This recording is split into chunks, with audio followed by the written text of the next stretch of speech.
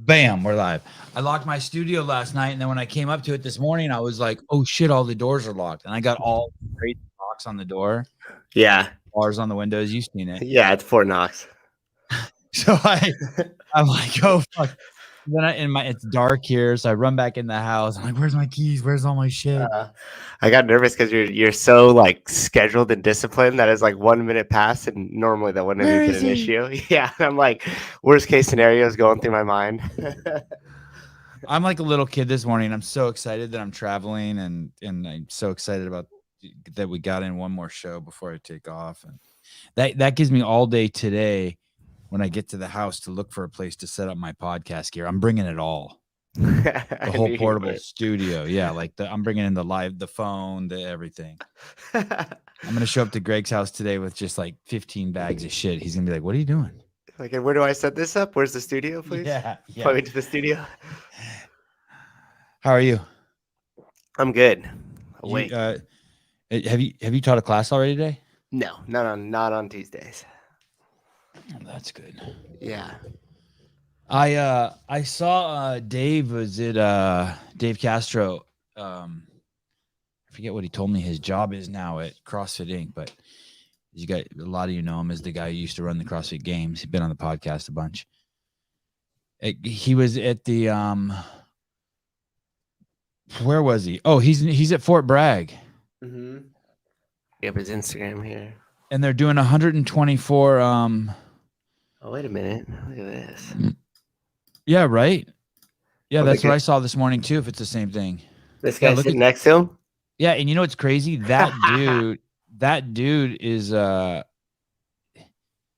trying to remember which CrossFit gym. I've been trying to get that dude on the podcast. Not like, I mean, he probably doesn't even know that. But like I've been hitting up, I think I hit up his affiliate Instagram or something. Anyway, I think eventually I'm going to get him on the podcast. I'm on the trail now, but when I saw that, I wanted him on for the affiliate series, and then I saw that. That's pretty cool, right? So It says, this is Dave's Instagram. Fun evening. Oh, I'm just getting my shit together. Hi, everyone. Fun evening with Savannah, Georgia area affiliates. We invited them to meet up to discuss a new Army project we kick off tomorrow. That Army project, by the way, is I think they're going to, I did the math on it, and I think they're going to put 7,700 soldiers through a one-day CrossFit introductory course that's unique for these soldiers. And I just thought, wow, that's going to be fucking amazing for the affiliates in that area, because those dudes are going to need to go to affiliates eventually. Yeah, hopefully. Well, affiliates everywhere around the world.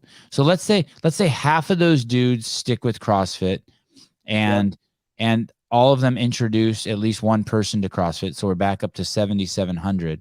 And if there's 7,700 affiliates in the United States, I don't know if there are, just make it easy for me, then that means that's one person for every affiliate in the United States, and that's $2,400 to every affiliate just through that program.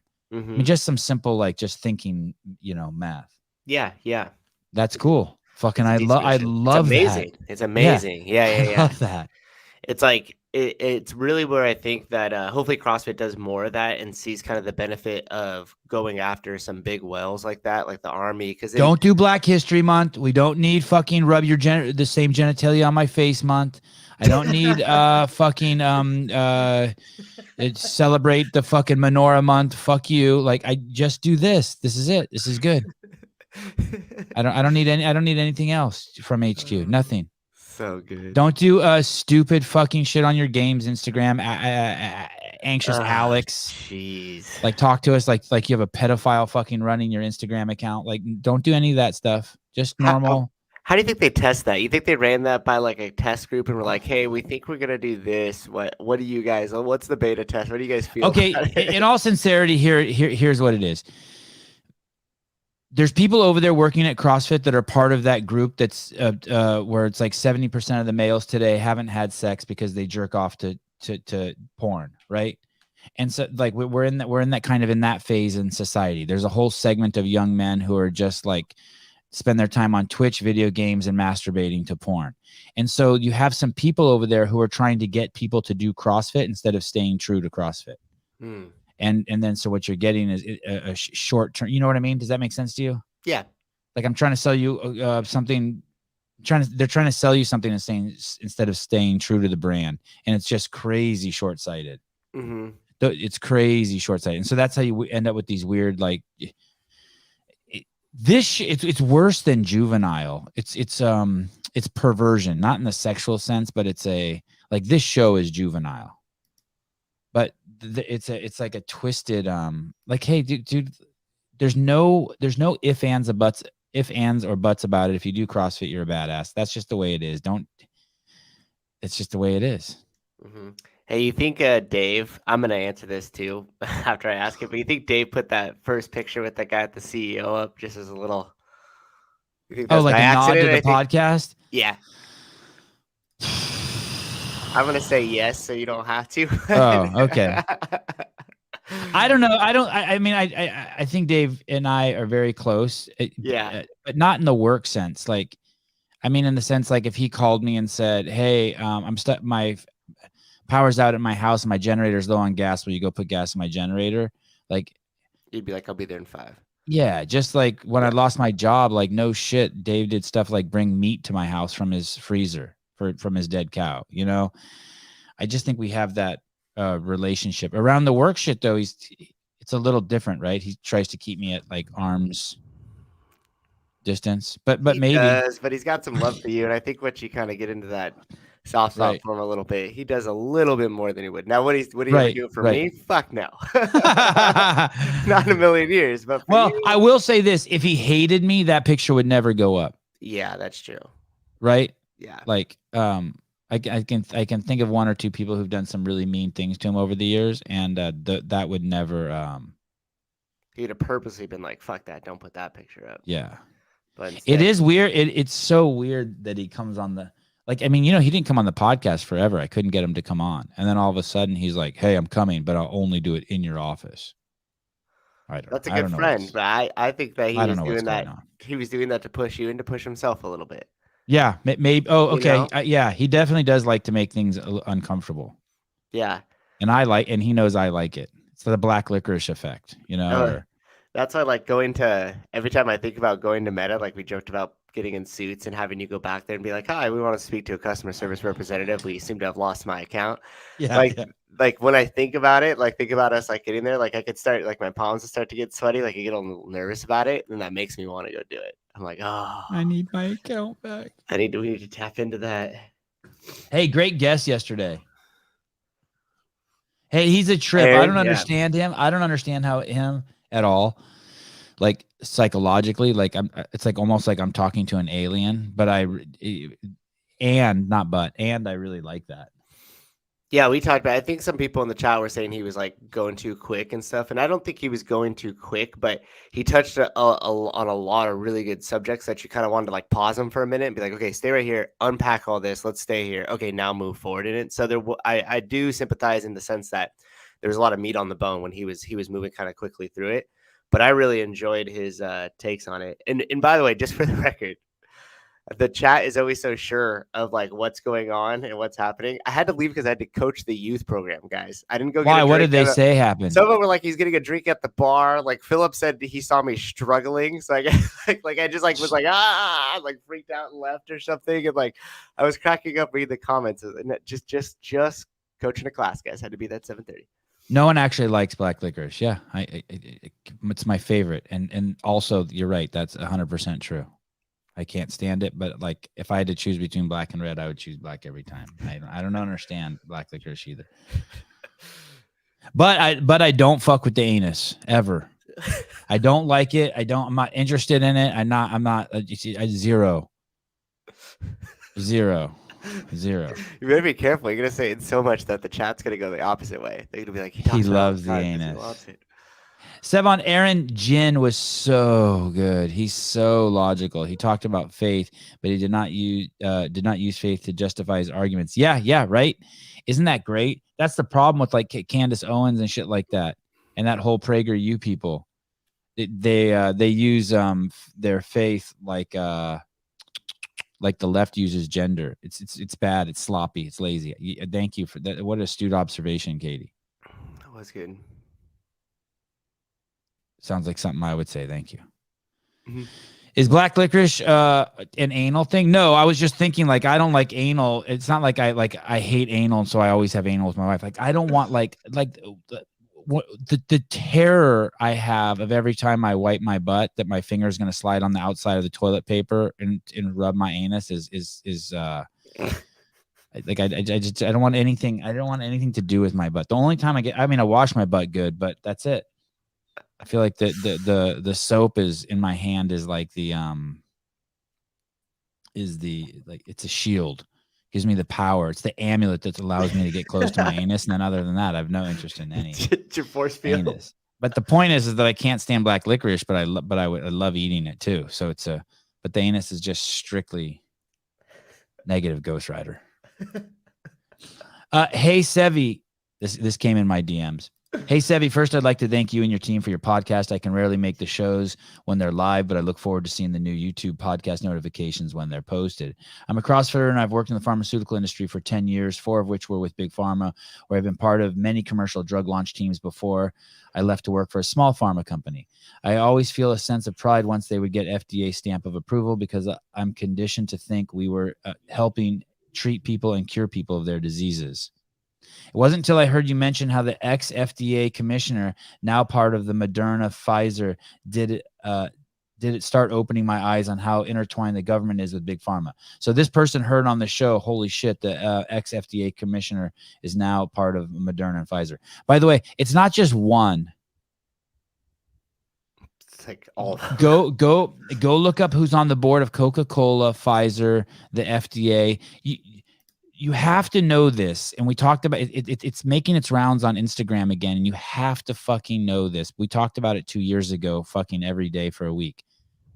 Dr. Fauci's wife is basically in charge of all the ethical decisions over at the NIH, National Institute of Health. Like she is his partner in crime. She signs off and makes the arguments of why it's okay to force kids to take injections. So a bunch of you I have to tell you this, a bunch of you got all twisted and all fucked up. I'm going to tell you some things and you're not going to like it. The best way to raise your kid is to homeschool them, vaginal birth, breastfeed, and don't circumcise your males. You can believe me or not believe me. I'm just telling you the truth. I'm not saying that people don't end and don't get a divorce. I'm not saying that there's not like exceptions to this. Like the mom has cancer and they shouldn't breastfeed, or you had some fucked up kids at 60 years old and they were born prematurely and thank God you were in a hospital, or your wife's breast milk has some recessive gene that only Ashkenazi Jews have and you can't. I'm not saying that.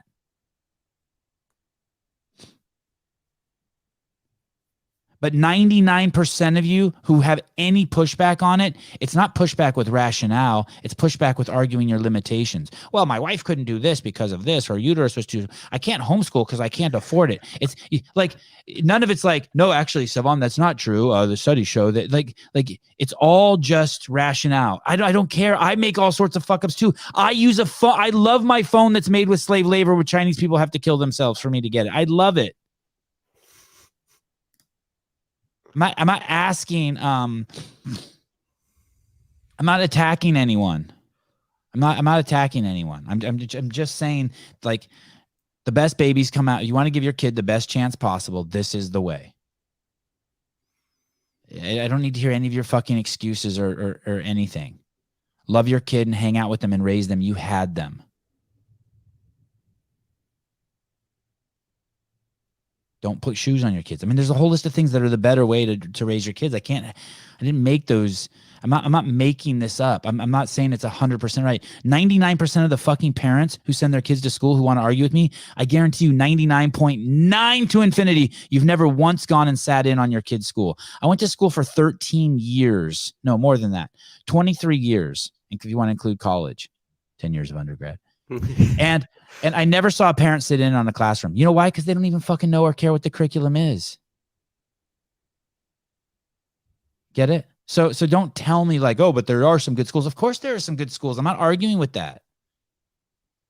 But if you've never sat in your kid's curriculum or your school, like, I'm just telling you the best way. I think maybe there's a best way to wipe your butt too, front to back. But I'm not as sure about that as I am about this other shit. That's it. I'm not saying like, I know everyone's trying their hardest. I sent my kid to school for 2 years too. The only reason why we homeschooled him was a fucking accident. I'm not saying that like I'm smarter than you or you did something wrong. I'm just saying that it's best not to eat after 6 o'clock at night. It's for most human beings, that's optimal. Just some things like that. Opportunity cost is a thing. Sure, yeah. Let's kill everyone who's committed any crime, and shit would probably get better on the planet. But I don't think it's the right thing to do. Yes, opportunity. Like there's all sorts of ridiculous. There's all sorts of notions you can put at what I'm saying, but they're not arguments for what the truth is. So here we go again. If homeschooling is not viable for a family, it doesn't mean that it's not superior. It doesn't mean that it is not. I don't understand what that. I can't read. Sorry. I thought I was going to say it doesn't mean that it's superior to. Yeah, here's what it comes down to. So many parents do not want to deal with their kids. Yeah, I don't want to deal with my kids' education. I have zero involvement in their fucking schooling because I don't want to. So many parents are freaking out when their kids were at home. Yeah, exactly. That's not opportunity. That's murder. It's the same thing. Yeah, it's just a different kind. I mean, now we're just playing semantics. Yeah. Circumcise in the future if you want it. Yeah, you want to fucking generally mutilate yourself. Just let the kid do it later on in life. See the movie American Circumcision. It will fucking blow your mind. I'm afraid it's already been done. I can't reverse it. So yeah, I want to know the information. And I'm not suggesting anyone does reverse it, by the way. But there is actually a movement to reverse it too. There's some shit, but I would not do that. How would you do that? Like you glue it back on or something? Dude, there's this machine this thing you can stretch your skin. But here's the thing: the most interesting thing is this. There is something called like stenosis or something. Like anyway, maybe we'll do a movie night where we all watch that movie. Mm. Yeah, would not want to be. I know that, right? Exactly. I know. I didn't want to go there either, but yeah, you can't be as an adult. You would never be circumcised unless, I don't know, something. There'd have to be some excruciating circumstance. It wasn't until I heard you mention how the ex-FDA commissioner are now part of Moderna, Pfizer, did it start opening my eyes on how intertwined the government is with big pharma and really understand why pharma companies mandated the jab to stay employed. Then when I heard you all refer that drug companies want to treat you but still make you sick enough to rely on their drug, it hit me smack in the face that the industry would crumble if any of these companies had a cure. Now that I've been red-pilled, I see very clearly how the industry is nothing more than a for-profit business, and the expense being sick patients. Yeah, kind of unfortunate that I still work in the industry, but at least I have the knowledge to just accept the norm. Yeah, all of that's true with racism, all of that stuff. That's the craziest part too. They got this whole cohort of people arguing the realities of racism that are not reality. Yeah. And well, first, because most people don't even know what racism is. It's the same thing with homeschooling. Like I had no idea what it is, but they don't know what it is, but they go into it because it creates money. Same with homelessness. There is no homelessness. It's a misnomer, but it's a $1 billion industry in the state of Washington alone. Let me repeat that again. The homeless industry in the state of Washington is a $1 billion industry. Now, if you make $250,000 a year being the head of some food bank, do you want homelessness to go away? Not unless I get a new job. I wonder if they're like there's not many problems. There's just mostly industries, right? Like if we find a society and a problem in society that we can't seem to figure out how to fix, there usually seems to be an industry attached to that, right? Yeah. Well, and that's the cool thing about CrossFit, that like you get to just keep doing it over. There's a maintenance, a cool maintenance piece to it. You don't just get fit and then quit. Okay, got it. Right. There is no top of the mountain. Hey, Daniel Garrity. Now I know why Sevan likes Aaron again. He just covered 14 topics in the last 30 seconds. Hey, there is one hack to what you were saying with the homeschool and everything else. Yeah. And I just think that if you were to build like a pyramid of raising a kid, that might be kind of cool to think about. But at the base of it Well, by that you mean like there's these kids who I know who are homeschooled, but one day a week the parents send them to a 3-hour class that takes place on the beach, and it's studying the ocean. Well, that sounds awesome. That sounds way awesome. Yeah, but what I was gonna say is that Is at the that what you found mean? Instead of just homeschool, there's like a no, I just meant oh that regardless of your situation or circumstance, because just like in a lot of these topics we talk about, context really matters as to like why you're doing what you're doing, right? Like you've heard the parents or the people make the argument, and I made it last time, that if they can't afford it, that you're partly going to school for a daycare because you need it, and you're partly going to school for education. But the number one underlying factor that will be beneficial across the whole thing is just parent involvement. So it doesn't well, like, yeah, good point. Yeah, because if yes, if you yes. take Give the your parents, version. yeah, and that would start with Souza giving the parents the money so the parents could pick the school that they want to send their kids to. Hey, that would get us to the 50-yard line because then all the schools would be competing for the money. We'd have competition, Yeah, 100%. Yeah, yeah. you But could. I know that's not exactly what you meant by parent participation, but giving them money would empower the parents to participate. Well, that would be it at like a tax level and being able to have more option and choice of school, which technically, if you Yeah, think about it, if you don't really have an option for the kids in your school, you don't really have a freedom to choose. right, Because for me, freedom is equals to options of choices. So if you right. have to stick to one due to your tax and due to where you live and everything else, then there's not really a freedom of choice. You're just kind of stuck with what you got. But the point being is that you could have a kid that's being homeschooled that's still being all screwed up. I mean, Yes, let's take yes, your kids for example. yes. The process in which you're vetting all the adults that are in front of them, who you're choosing to get in front of them, how long you're choosing to use each one of these people, what you choose to, the timing that you choose to sit down to do their homework, the other practices and disciplines like them having to sit still and breathe. I mean, I've been around a lot of young kids and I have not seen, this is going to go back a couple of years, 4-year-olds sit there in silence for 2 to 3 minutes. It's crazy. No homeschool or regular school or anything is going to do that shit. That's all parents. That's all you and Yeah, Haley, right? yeah. So, regardless of people, rather than us getting into this argument about which is right, and I think majority of the people kind of know that you're right. More involvement, heavier involvement in your kid's life is going to set them up for further success, but maybe their situations don't dictate it. So, rather than looking at it as an A or a B, just have as much possible involvement in your kid's life as you have with the situation that you're being dealt, and chances are they're going to come out okay. Did you have do you remember having friends spend the night like in 6th, 7th, and 8th grade? We did, but it was like birthdays and stuff. Like it had to be a more special occasion. Like I knew a Oh, lot of my friends that were just like had kids that could spend the night on like a school night. And to yeah. me, I thought that was crazy. Like the Oh fact no, that this I could yeah, ever the do school that. night shit was crazy. But it wasn't until we were, I'd probably say like 5th or 6th grade, and then it would be like, a birthday party. We'd have 8 to 10 kids over. We'd go to like the putting golf course and ride go-karts and then go back and all spend the night, like get a movie and spend the night there. I had this friend Jeff Holman who would spend the night all the time, like on Fridays and Saturdays, 6th, 7th, 8th grade. And it was always the same thing. We stayed up real late. My mom would be asleep, and then we would lay out shitloads of blankets on the floor, and then we would sleep. Or I think normally I would lay out blankets for him, and I would on the floor and like build like a cushion, and then I would sleep in my bed. And we would talk all night. Mm-hmm. We would just lay there and talk, and I just remember how fun it was.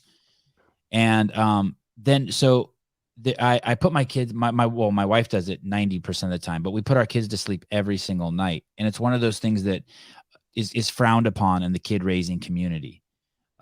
You're supposed to just put your kids to sleep and let them fall asleep themselves. But in the last week, but we don't do that. We lay down with our kids and go to sleep with them. And then get up, and once they fall asleep, we get up and leave. And last week alone, and the conversations then are so fucking amazing. So these are the questions I've heard from my boys. What's the meaning of life? Where were you before you were born? What happens when you die? Are we going to be allowed to go to our grandmother's funeral? What is the definition of like what is sex? What is that?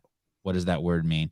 It's just a constant barrage of Big life questions. dude. It's Yeah. crazy.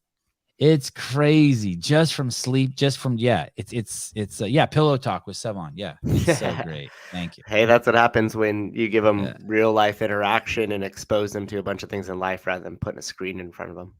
Yeah, right. And kind of just like for me, maybe it is better that if I would have like taught my kids a little more independence, so put themselves to sleep, all that, like a lot of, but I don't, no, they didn't, the vajankle never came up. No, thank you though.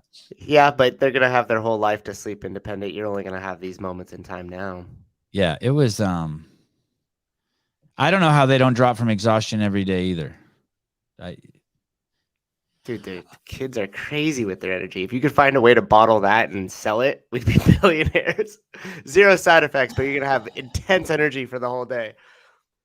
I told him what happens after you die. I gave him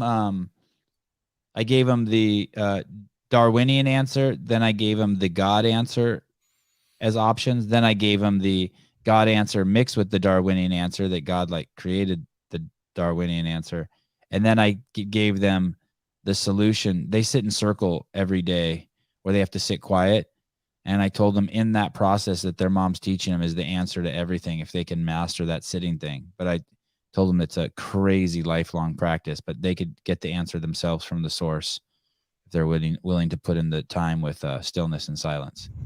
So those are the 3. My wife's like, damn, you did good. I was like, thank you. It's funny watching them do that too. Like Avi The city, is more. you've seen them do that? Yeah, a couple times. And it's funny because Avi's like the oldest one is like he sits there and he looks like how you would expect somebody to sit there and meditate. But I was watching Ari do it last time I was over. Yeah. And that poor kid was he was like it was like a capsule, and there was something in there just trying to like bounce out of him. Like he's just like like you could tell he's just like fighting it the whole time, you know, like his body's just like, we need to run, but his mind's like trying to stay centered. It's pretty cool. I saw him lick it. His brother put his hand in his face the other day, and he licked his brother's hand. Ari licked Joseph's hand. And I saw it in the mirror. I go, dude, you just licked your brother's hand. He goes, I know, it's disgusting. I'm like, how is that a response? That's funny. You are dust, and unto dust you shall return. Is that where's that from? It's like a Bob Dylan line or something. Oy. It's horrible. Okay. 365. Unbelievable when girls do math. Like it just keeps. Maybe homeschooling is not right. Maybe I don't know shit because I see stuff like this and I'm just like, wow, I do not understand. Like I think I have girls figured out, but I don't have anything figured out. I'm just a pompous little man. I just can't believe girls do math like this. So it so breaks my paradigm of the way women think. You're not supposed to do math. Here we go. Be the person who tells you this, but no man will ever be inside of you as long as he was inside of his mother. He was there for 9 months. 9 months is 6,570 hours. That's 394,200 minutes. Divide that by 10, being generous for the men. He has to be inside of you 39,420 times. Think about that next time he sucks on your titties. I hate to be the person. I don't know why she had to throw in that last part. That really just fucks me up. But she's basically saying that if you push the penis inside of a woman and you stay in there for 10 minutes every single day, you would need to do that 39,420 days in order to be inside of a woman as long as you were inside of your mom. Yeah. See, oh yeah. Thank you, Daniel. Good. That's what I was trying to explain. That's why she divided it by 10, because she's saying that like the 10 is generous. Yeah, good catch, Yash. She's saying like if you can keep your penis inside of a woman for 10 minutes, that she's being generous. Maybe that's a subtle dig. That's a lot of soaking. Gosh. Oh, Jay, you are a good dude. Jay Ruffner. I will speak for every guy in here. We'll give it a shot. You're a good dude. You're a good dude. Oh my goodness. Oh my goodness. Okay. 10 minutes per encounter. Yeah. I had to watch it twice to get that. Yeah. Okay. Well, it's just incredible that is just breaks my paradigm. Women just contextualizing and making things relative. I don't think most humans do that, but I just never give women credit for that. And that's the third. I'm 0 for 3 on my women in math. I may have to just shift my whole. I might have a paradigm shift. I think I'm with Heidi on this one. What did she say? Yeah, thank you. That's why the titty thing. Like, what? Really? Can I just put on my blinders on that one? Yeah. Weird comparison. we're all one, Heidi, at the end of the day. It's a sad world. Are these just populating in your explore page? No. Or they get sent to you or something? Almost everyone sends it to me. The only time I show stuff that's not sent to me is sometimes I accidentally will scroll up after someone sends something to me and I'll see something else good. But this is all curated by the team here. That's awesome. Yeah. What's funny is the people who send me the most, I never even see them in the comments. Good morning, soccer mom. Good morning. Yeah, but if you think about the amount of people that are engaged in the comments versus the amount of people that are watching the show, there's a lot more eyeballs watching than there are chatting. Right. But these people are so important to the show now. Like Ken no Walters question about it. And Kenneth and Bailey. Yeah, it's crazy, right? And it's always cool when you see a new name pop up and then the whole chat just like embraces them. Like, oh, hi. The chat's kind of like you and Caleb, though, in the sense that like the thought of them not being there now terrifies me. They're like my crutch. Grace and I do a live on Sundays for the nutrition challenge, like in the evenings, and we recap some of the stuff that's going on in the challenge, and then she'll talk about something in nutrition. So last time it was the difference between like artificial like sweeteners and alcohol sugars, and then before that it was like what is a protein and stuff. But it's funny because I'm so used to having the chat and like the high numbers on the view that are on there. You're like, this sucks. 20 people. She's like, you need to bring your energy, and I'm like, there's no one in the chat. I don't know what to do. There's only 20 people watching. I've seen Sevan steadily engage the people in the chats more, and it's really nice, and I appreciate it. Alan Kestenbaum. His multitasking skills are next level. Congratulations, Sevan, on being able to engage your guests, the phone line, Souza, Caleb, and the chat. I really appreciate your skill and the cultivation of you as a podcast host. But, Alan, Jesus Christ, why don't you just come over and blow me, dude, while you're at it? Good dude, Alan. Yeah, you are a good dude. It is hard to multitask because if the chat gets going and you look over here for a little bit and you read a few and then try to catch up, like, what the fuck are they talking about? Then you come back to the conversation, you're like, uh-oh, I'm lost. What are we talking about? Devesh Mahara. Devesh Mahara, the hammer. Imagine going back to pre-recorded episodes without the chat like early on. Old school. We could premiere a few episodes. The ones we premiered had some people in the chat, which I thought was really cool. Say that again. Sorry, I was tripping on this girl's last name. God, I love her last name. Dak. It's so inappropriate. What? Say that again. What? I don't know. I already forgot. I was cracking up at you. Dak. I just see that and I think it's not a real last name. I think she's like a made up person. I'm there. Dak. Oh, I say that if you go and read the chat and get caught up in that and then come back to the conversation, it's easy to get lost a little bit. Yeah. Like, especially if you have a guest like how Aaron was last night and they're really sharp and they're on it and it's going back and forth quick. You come over here and you read a few of these and you figure out what's the context that they're talking about and you come back and you're like, uh-oh. For Aaron, I try to use stuff to just slow him down, like add some humor. Like he's like, well, Winston Churchill and Netanyahu, they both had similar leadership styles. I'm like, okay, this guy says you look like a beaver, just so you know over here in the comments. You know what I mean? Like, I'm good. Like, oh, shit. Yeah, it was good. 364, Joe Biden. I think this is unfair, what I wrote here. Hates your kids, and so do all Democrats. But this is just an emotional outburst like me. This just shows how immature I am. But how? Expert doctor who claimed obesity is genetic and has nothing to do with optimal nutrition, exercise, or sleep has been named by Biden administration for the 2025 Dietary Guidelines Advisory Committee. Fatima Cody. Will you scroll down a little bit? This lady wants to prescribe kids who are 12 years old a diet drug. She wants your kid to take drugs. And if by the time they're 13, they're not, the drugs haven't worked, she's open to doing surgery on your kids. That was the one I highlighted in my 60-minute video. Yeah.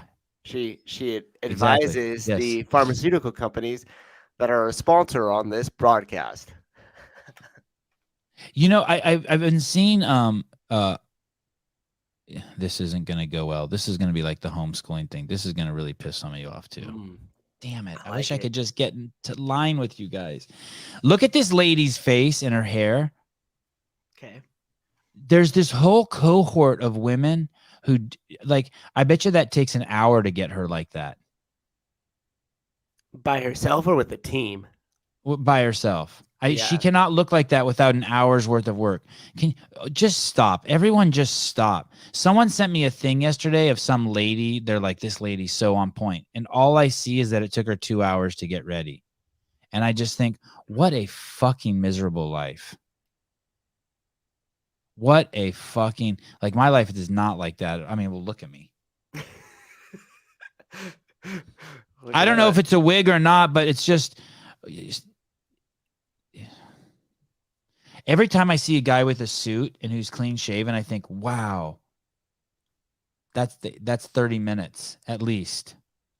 He's got to put the suit on. He's got to shave. He's got to then use the tissue to fix the cuts. He's got to make sure that the suit's picked up from the dry cleaner. He's got to make sure it's hung right. He's got to take the plastic off. He's got to walk that plastic to the trash can. He's got to throw away that cheap dumbass fucking hanger that's got the cardboard thing in it. It's just it just okay, Trish. As a black woman of myself, of course, it's a wig. God, if you were a black woman, I swear to God, I'll try to suck myself off on the show. That would be amazing. Trish will forever be a mystery. I'm gonna say it's a black woman, just because you want it to be. Anyway, don't put your kid on diet pills. And here's the thing. I don't need to explain it. Don't put your kid on diet pills, and don't let anyone cut into your kid because you overfeed your kid and don't walk them. Just treat your kid like your dog, feed it less, and walk it. 1 to 2 hours a day, walk your child. Oh, I can't, Sevan. I don't have the resources. I don't have the resources to walk with my kids. Oh, you asshole. I'm sorry. I kind of like that voice. It reminded me of somebody from like The Simpsons. I forget the name of the character. You know what's crazy though? This woman is without a doubt probably very intelligent. Yes. And so do you think she struggles with it morally, or do you think she just blocks it out? Super blue pill. Completely tarded. Like she's really convinced herself that this is the path and that this is really gonna like help kids and parents and everything else, and it's not gonna be harmful, and there's no long-term bad result. Because I just can't help. She's so excited. She's more excited when her drug gets approval from FDA than having an orgasm. Her priorities are out of whack. Yeah, so true. Intelligent and paid to play. Yeah, I guess you're right. I have more hope because like she's a doctor, so she's like she understands certain things and how they work within the body, and understands long-term versus short-term, fixes, and at least you would hope optimal health and everything else, but still chooses to go down this path. And at some point, like maybe she picked up the wrong brownie at a party and it had 100 milligrams of THC. Yeah. And then she just gets deeply thinking about like her job. Well, she needs new friends too. Fucks her up. People are so afraid to admit that their doctors don't know. Doctors give people so much security that they're not even willing to acknowledge, especially older people like my age, like 50 and above. Like doctors give people so much. Hey, you said it. Everybody has a price, right? You talked about that at the beginning of one of the shows. I want to play a quick game with you. You could use nervous. the chat. You could use the chat to cheat. If you could have a regular guest on, who would it be? If I could have a regular guest on? Yeah. For Now, this show. I'm a strategist, and this might give some people insight to my thought. Now, I'm already cheating. I'm writing down names. That's fine. Is it just personally who would I want to talk to, and like selfishly, or is doesn't matter? Just you think would be good for the show. I don't care. Don't make me fire you though. Well, obviously me. No, I'm just kidding. I don't know. Fuck. That's if we had to pick once a month guest, I'm going to give you 10. You're going to get 10. We're going to play a game. We're going to go back and forth for 10. We're going to get 10 guests. Okay, then I'm just going to go completely selfishly, and I would just have PBD on. Okay, Patrick Bed. So once every 2 months, Patrick Bed David. Yeah. Okay, I'm going to say Garrett Glinton. Okay. Once every 2 months. Okay. Okay, your turn. Zoe Harcombe. Oh, good. Wow. I'm gonna say the Chris Wark, the vet on the other side. Zoe's the meat girl. I'm gonna say Chris Wark once every 2 months to talk about the importance of eating fruits and vegetables. Okay. I keep wanting to go outside of the CrossFit space, but yeah, Glassman obviously Wow. would make Okay. a great one to. Okay. I'm gonna say Rich Froning. Okay, so that was one in the CrossFit space each, right? Uh huh. I would have Alex Stein. Oh, good. Wow. Yeah, and you know what's good about this too, except for Greg Glassman, it's people we've already had on. You have to that I forgot about that rule. It has to be people we've already had on. Oh, I was just about to go outside of that. Okay, I'm glad you said that. Yeah, Right. people we've had that on. Okay. Okay. Garrett Clinton, Rich Froning, Patrick Bet-David, Zoe Harcombe, Chris O'Wark, Greg Glassman, Alex Stein. I'm gonna say Aaron Ginn. Yeah, good one. Okay. And that might be proximity bias. I apologize. I like him, but what the fuck would Alex Gazan talk about every 2 months, motherfucker? Tell me, the fuck are you doing, Alex Gazan? I like her. What do me and Hunter even talk about, Bailey? I can't remember one fucking thing I've ever talked about with Hunter. Yeah, Jesus would be great. We haven't had him on. I would fucking. He doesn't count. I'd give my fucking leg to have Jesus on and an arm. And I truly would. Taylor Self would crack me up. James Townsend would be great. James Townsend would be great. I agree. That would be interesting to watch mine and his relationship evolve too. Okay, sorry. Don't get me wrong. I love Hunter too. I love Hunter too, and I love Alex Kazan. But every 2 months, like what would we talk about? Oh, Blade. Yes. Oh, sorry. Go ahead. Your turn. Don't choose him. I'll go with. I was gonna say Jorge Ventura, so I'll stick with that. Okay, Jorge Ventura. I'm gonna go with Blade. Yeah, Jorge Ventura. Yeah. You didn't pick him. Somebody. Okay, so we have Garrett Clinton, Rich Froning, Patrick Bet-David, Zoe Harcombe, Chris Work, Greg Glassman, Alex Stein, Aaron Ginn, Blade, and Jorge Ventura. Yeah. Then if we had to throw one more into that mix, it would definitely be Dave Castro. Wow. Okay, I like that. I think there's so much meat on the bone with him there that publicly, and myself included, because I haven't spent much time privately with Dave, but I know that there's a lot of meat on the bone in terms of like what he offers and stories or life lessons or different things like that he doesn't normally break into. I like this. I would do Danielle Brandon. I like her a lot. Ed Caron. Aaron Ginn, right? Did I say Ginn? Ginn, you're right, Ginn.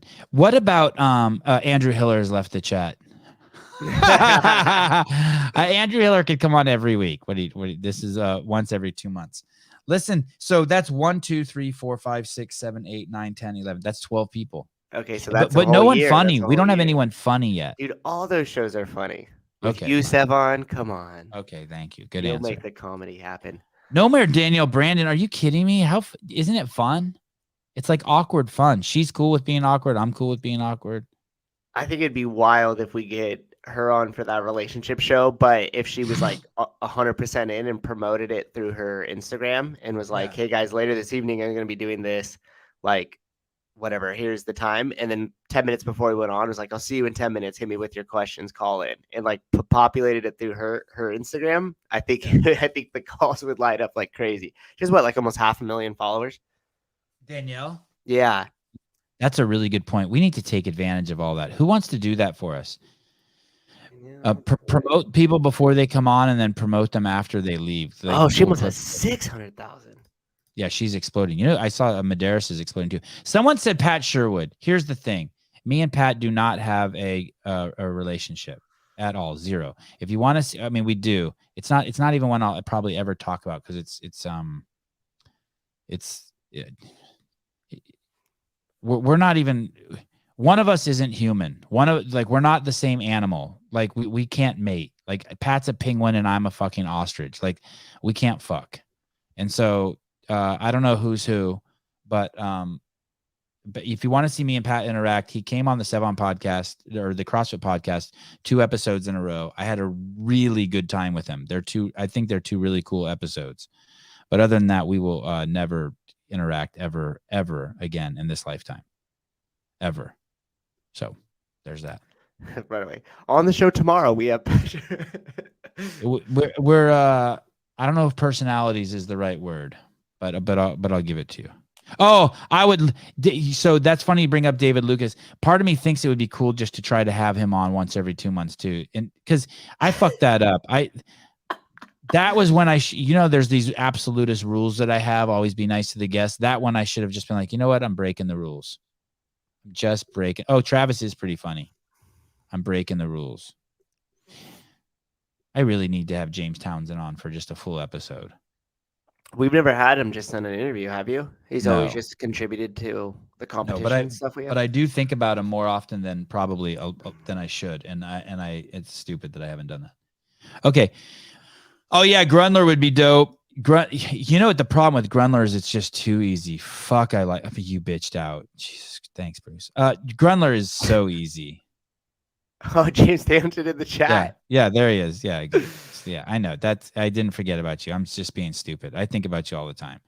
I need to fucking get off my ass and do that. Dear Bill and Katie. Dear Bill and Katie, can you please get me James Townsend on the podcast? I know he was rude. I know, and I handled it all fucking wrong. I think it'd be hilarious if you. Oh, Dale Saran would be great too. My God, yes. Yeah. Go ahead. Say that again. I was gonna say, I just would wonder, like, when he would receive the text, David Lucas, and it was like, "Hey, man, we'd love to have you back on the show again." Like, I wonder what he would think and be like, "Fucking really?" Or like, would he just ignore it, or would he just be like, "Okay, I'll come sit on the show again"? Okay, let's get him. Let's get him on. We'll do David Lucas and James Townsend when I come back from. We'll send out those invites. Yeah, Chafee would be good. Hey, so I love Josh. I love Josh because of all the stuff we get to talk about and fun. But I want to have those exact same conversations with James Townsend. Like me and him need to dig into like raising kids and just all that shit. Like there's so much we could talk about. That's there's so much life shit me and him could talk about. I think it would be I know it would be good for me. Okay, 363, enough of this stuff. But that was good, right? Right, like maybe yeah, where were you gonna go? Was there anything with that? Were you just kind of No, I've just been thinking about it. I know every once in a while you and I talk about having regular guests. And I thought, I wonder I saw someone sent me a pic, Brooke Ence's Instagram yesterday, and they said she's turned into Michael Jackson, and I kind of saw it a little bit, unfortunately. Colton needs to be on. Colton's hard as fuck to interview. You have to understand that. I do want to get Colton on soon and find out what's going on with them, but you have to understand that is hard. That is a hard interview. Like James Townsend, Bill Grundler, those will not be hard. Yeah, J.R. Howell makes Colton makes J.R. Howell look like the easiest interview ever. I mean, Colton is hard to interview. Fun though, I enjoy it. It's awkward as a motherfucker. I enjoy it. What number were you looking for? 363. 363. Yes. 363. Yeah. Oh, sorry. Yeah, fooling around too much. I don't think this was a real commercial, by the way. Oh. Juvenile. Yeah, that's all. Arm & Hammer would be an interesting guest. I agree. That's just all ego that I don't have him, that I don't talk to him. That's all just like. I thought he just completely dropped off. Why? I know, but he's like my Armenian brother. He did, but I should. I've texted with him I don't know. I've texted with him maybe like not in a long time, but like every maybe 6 months I would send him a text or he'd send me a text. We probably text like 10 times in our lives, but it was like once every 6 months. And that's just all ego on my part. I just don't. There was a guard. There were some people that I just didn't like, but not for no. I didn't have any good reasons not to like him. It's not that I didn't like him. I didn't want anything to do with that. Those circle of people. Funny enough, now I am those circle of people. Arm & Hammer's like, well, I got to go raise a kid. Here, Sevan, you take the mantle.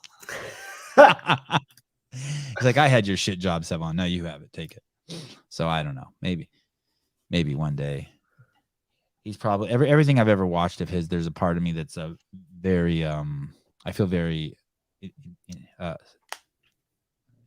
familial with him, or there's something endearing about him. Even I don't know, but I'm stuck not liking him like in a really superficial way. I've tried to get Derek Weida on. I've tried to. Okay, I should have never opened this window. Now I'm obsessed. I tried to get Derek on. If I can't, but I could try again. Oh, Jason CF Media. Yeah, that would be weird. He's a trip. I should meet him. He's a trip. People like David Goggins, I just feel like they're so saturated in the space. Zero interest in him and Jordan Peterson, even though I love both of them. Yeah. Zero interest in having. I just feel like there's so much content with them that, like, not to say that we wouldn't get stuff or you wouldn't get stuff out of them that isn't out there already. I mean, you do it with Rich all the time, but still, it's just like, it just seems really well, it's pretty. I'm pretty proud of the fact that we get Rich on and we get unique stuff. Wait, John Sevan, do you wear? I don't wear deodorant ever. Like. I mean, I own some deodorant. It has to, something really weird has to happen. I don't know what it is. Occasionally I'll see myself put it on.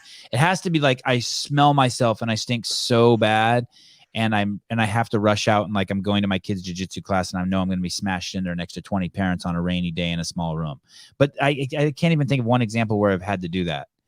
And I use Dove soap, and my wife made me stop ordering it from Amazon because she says it's poisonous, and I'm switching to some like hippie weird bar shit, like has a weird name, like boron soap or something. I don't know what it is, but yeah, I don't wear deodorant. boron soap. But I love bars of Dove, but I think I have like 2 left, and I'll never get to use it again. The state of New York just outlawed Tide. Did you see that? Yeah, you told me about that. That's crazy. Yeah, my wife's been telling me we can't use. My wife outlawed that shit in the house fucking 2 years ago. Wait, now is it one specific product that's from Tide that's outlawed? So whatever that orange, like I just saw it's an orange. It's an orange container of Tide. It looks like the one that fucking I used to get the pods for, like Tide Beyond or Tide Natural, and not only that, but they say that the ingredient that's toxic for you in there isn't even on the ingredients list because it's a byproduct of 2 other ingredients that mixed or some shit. Wow. Yeah, I would have Eva Claire Sinkowski on. She's fucking brilliant. I'd totally have her on. Haven't heard that name in forever. Oh yeah, Buffalo Tallow soap maybe. I don't know. I don't know what I'm gonna. I love soap though. Soap is fun. Yes, New York has banned certain laundry detergents. It's like, yeah, my wife told me this years ago. Mm-hmm. I thought all laundry soap was made in one factory. That's probably true too. Procter and Gamble. My sister, that's my sister. Anyone who has questions about like that, she has the whitest fucking teeth and smells good and has perfect hair. Like, if you want to know like what to brush her, and she's like she lives on a fucking ranch, like in the middle of nowhere. Ask her all that stuff. How do you have white teeth and not use toothpaste? Like, she makes all that shit herself, I think. What the fuck is going on? Okay, 362. What the fuck is going on? Yeah, my sister can tell you like the starter kit if you want to start like using shit that's not poisonous on your body that works. Starter kit. Yeah, she's like the pretty version of me. This I don't know why Alanis Morissette, she's the one that sings Isn't It Ironic? Yeah. Alanis admits music industry is run by elite pedophiles. They're all child rapists. Isn't it ironic? And then David Harris Jr. How does this guy get to keep his blue check mark in his account and I'm fucking toast? Yeah, that is crazy, right? He posts This guy some crazy is crazy. Stuff. This guy's off the let me read what this let this be a tipping point where other celebs get the courage to speak up. This evil must be exposed and every predator held accountable. Judgment Day is coming. This isn't news. All right. I can't believe it. I don't understand how I'm supposed to believe that I guess that one Hollywood director I told you guys about, the one who told me like to jerk off in socks, and then 6 months later he's busted for raping the kid. I mean, I guess I'm trying to think if I've met any other.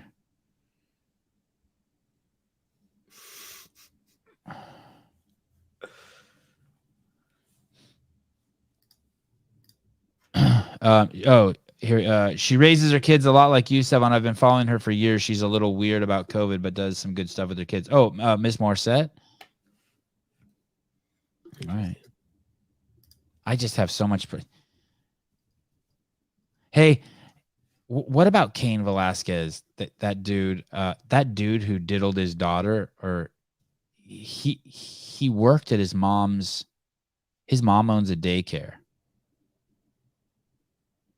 And the dude who diddled his daughter worked at the daycare, and he tried to shoot that dude, and missed and accidentally shot his dad. And Aaron Ginn was talking yesterday about common sense.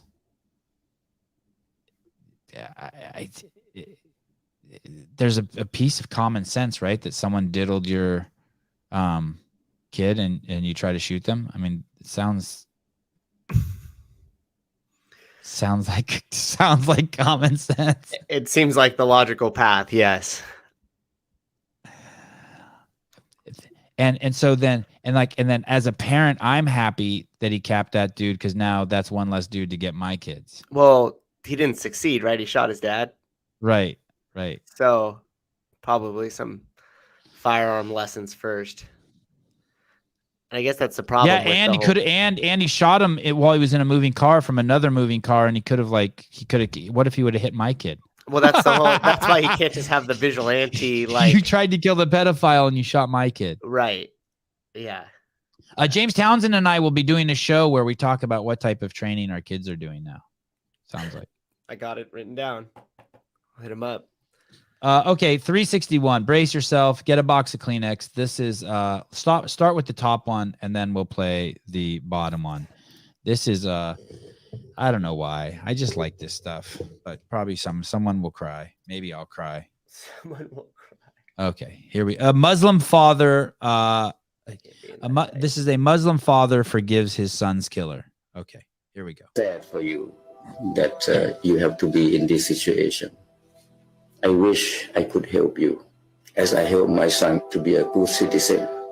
If Salahuddin were to be here, if he alive, he will forgive you. That's the way he was. That's the way he is. I'm not angry at you for being part of hurting my son. I'm angry at the devil. I blame the devil who misguiding you and misleading you to do such a horrible crime. I forgive you on behalf of Salahuddin and his mother. I'm sorry about what happened that day, but I do applaud you, because it takes a powerful man to know that somebody has hurt them and do what you get up there and say what you just said. I have a child. She was 4. And I can imagine the hurt, the pain from the bosom of earth. Just tell us how you do it.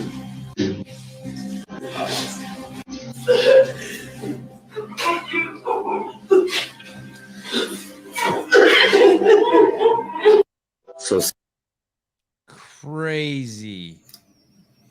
Fucking crazy. Takes some mental toughness for that one. Is that what healing looks like? I mean, it's the start. Dude. Oh my God. He said if my son was here, he'd forgive you. That's nuts. Okay, let's go to the next one. This next one's pretty crazy too.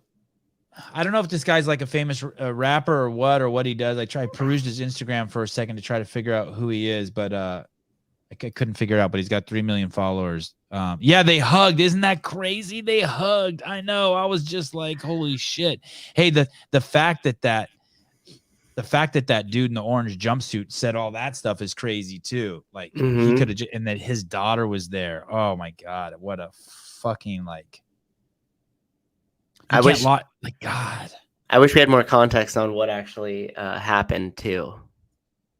Oh, Quran verse 40. Kenneth the Lap propaganda. Oh my God, you guys are killing me. No. Why was that filmed? Okay, watch this. This is crazy too. Here we go. 20, 30 niggas, my homies is dead. I'm here though. And I'm gonna say some shit that like this is documented. You know, I got a TED talk. I forgave my brother's killer. And I'm saying it to say this. Nigga that killed my brother. My brother died in my grandma's arms. That fucking house that we grew up in. He shot my brother, he ran to the house. He died in Nanny arms when she opened the door. So I'm telling you this some real shit, man. If I ain't let that shit go, I won't be right here today. I won't be here for my niece and my nephews. Me and Gil won't be doing this. Y'all won't know me. I won't be able to give y'all this game. But I had to leave. I had to let that shit go. When I let that shit go, nigga, I started to grow. And I started to glow. And now I'm here today, and it was hard as a motherfucker, man. I can name 20, 30 niggas in my home. When I let that go, I started to grow and I started to glow. Damn. I didn't think I was going to cry like this. Forgiveness is crazy. I don't even know if forgiveness is the right word. I always feel like that word doesn't do it justice. Anyway, we all got to do it, man. We all got to do it. We all have to do it. It's the only way for our own personal happiness. Do it for selfish reasons. That's got to be. That's because that's a date. That's not something you decide and then you're like, okay, I've decided this. Now we move on. Like that's going to be a daily battle. It's the first thing you think about when you wake up. It's the last thing you think about when you go to bed. You know, like you don't decide. You mean like which part? The loss of the all of who it, the fuck is loss of swallowing so loud? I'm not swallowing at all. That's the second time you said that. I don't swallow. Do you hear it? Is it? I got fucking super conscious about it. I don't swallow. I haven't heard anyone swallow. You're having flashbacks of last night, Heidi. Who's swallowing?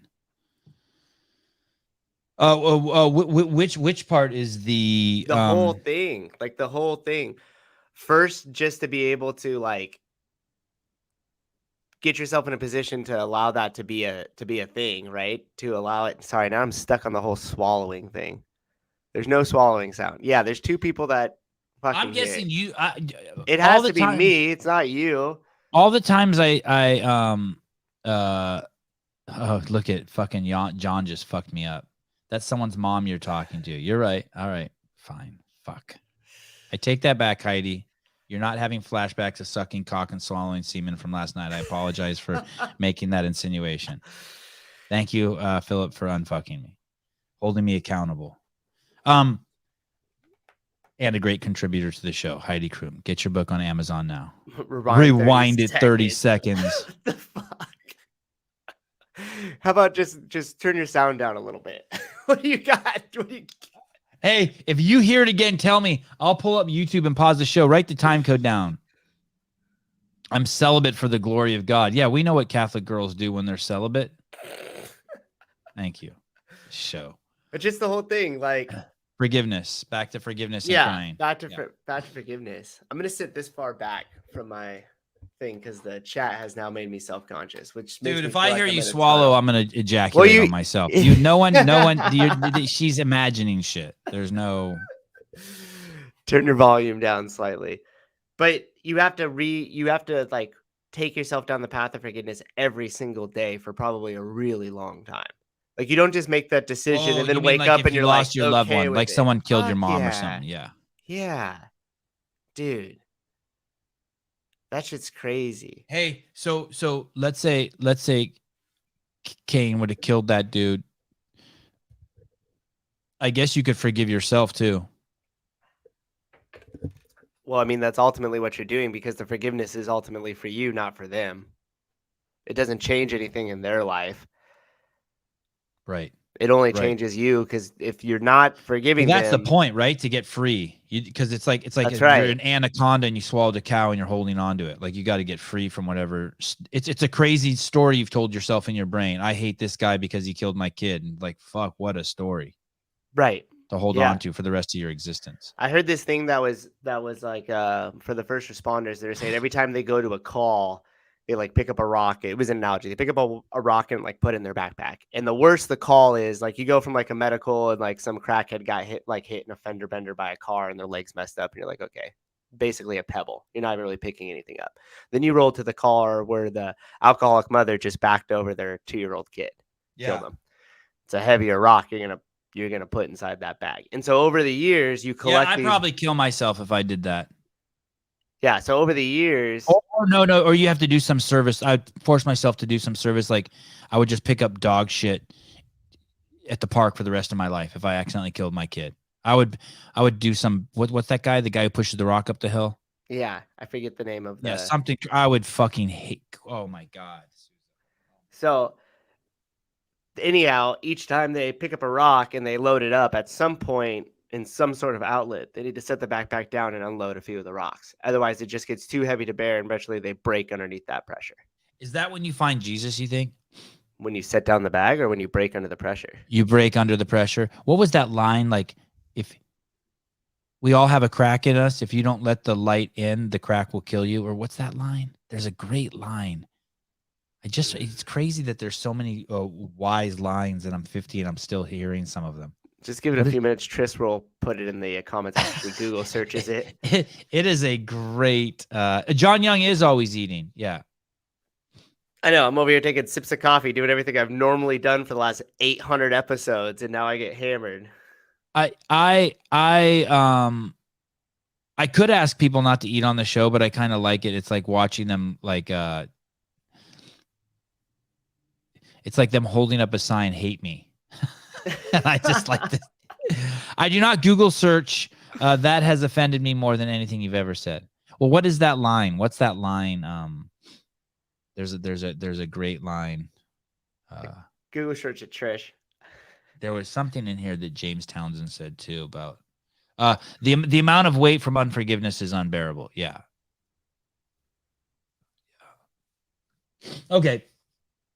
Enough of this. 360. No, this doesn't get any lighter, I don't think.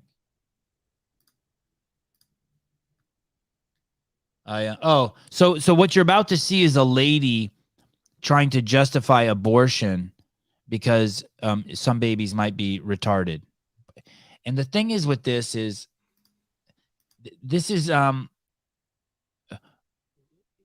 what percentage of people are born retarded anyway? I work with disabled adults for 5 years, very, very closely, 24 hours a day, 7 days a week for 5 years. I can't ever remember having a day off. I made a movie about it. It's called Our House. It is an intense. It is beyond intense. It is something that's you're dealing with people who they know that they have a mental capacity that's different than the rest of humanity, and they hate it. It sucks for them. And the biggest reason it sucks for them is they want intimate relationships and they can't have them. That was what I learned there, working there 5 years. They want intimate relationships with people who aren't retarded, and they can't have them in the way that like you and I can have them. You know, like me and my wife can sit around and kiss and hold and have a deep because I shouldn't say they can't have them. They don't have them because no one healthy is looking to have that kind of relationship with a girl with Down syndrome, right? So the opportunity for them to have that isn't there. What was the name of the girl that was featured in Our House? Do you remember her name? Laura. Yeah, Laura. She had this. There was a scene in this that I like. The rest of it, you're kind of like watching, like observing, and you do a great job with that video where there's like this. It's a real heavy one, but there's this undertone of kind of like comic relief that keeps happening through it. Yeah. But there was that lightens it up to allow you to digest the content.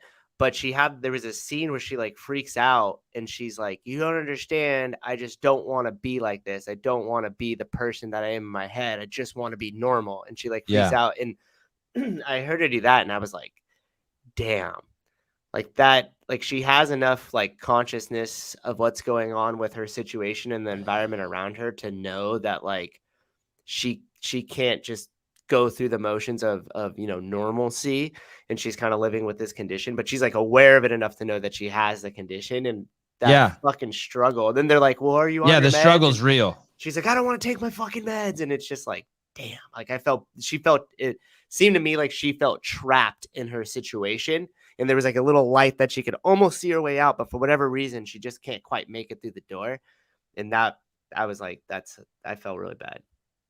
I once lived in a retirement community. Almost half of the children were retarded with Down syndrome. It was because they were accidental babies by the retirees. Yeah, I think old people have tarded babies is not uncommon. But I'm not sure what the numbers are on that. So don't take. Then they accidentally have a retarded child at the end of their lives. They know they will die soon, and the retarded child will be alone around the age of 20. Yeah, that part sucks. Damn. Ryan Stokes, I'm adopted. Just found out some of my history recently, and I'm glad my 20-year-old birth mother on welfare didn't abort me. You guys hear that? Shit. No one wants to be fucking aborted. God, I wish I knew now what I knew when I was 20. People act too like sometimes like it's a trade-off, right? So if you're pregnant when you're really young and you choose to go down the abortion route, you're going to live with the consequences of that choice. If you also have a child when you're really young and then put it up with adoption, you're also still going to live with the consequence of that choice. I'm not painting either as bad or good. I'm just saying that there's some sort of reaction for everything that happens. And sometimes when we get into these debates, we lose the sense of context and we think like, oh, well, if you just do this, it'll be fine. This is what I agree with and everything will be good. Or if you just do option B, you'll be fine and everything will be agree with. And I think we just have to realize too, that a lot of these discussions, everything is just going to be a trade-off for which consequences you're okay accepting. It would be great. I want to make some movie that's like, I want to see some sort of series or that shows like a 20-year-old man who has a baby. Like his wife has a baby and she's a crackhead and runs away or something. So he's stuck with this baby. And it's like a 20-year series. And it shows a 20-year-old boy raise a kid from when he's 20 to 40. And like, there's a way to do that would be so fucking fun. It would be hard. But there's a way to do that where you're just a 20-year-old dude with a fucking 21-year-old dude with a 1-year-old child. And you just fucking go to you blaze your own path with that child, even if it means living in a van. There's so much opportunity now that there wasn't fucking 20, 30 years ago. Start a fucking YouTube channel showing you how you raise your 1-year-old. How about that dude Corey we had on the show? Corey Ushawa or something.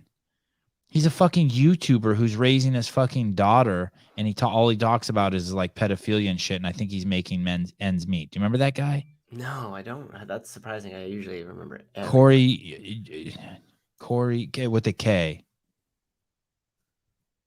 Oh, yeah, we had him on early on, right? Yeah, that's a young dude raising his daughter, maybe 2 daughters or some shit. Yeah.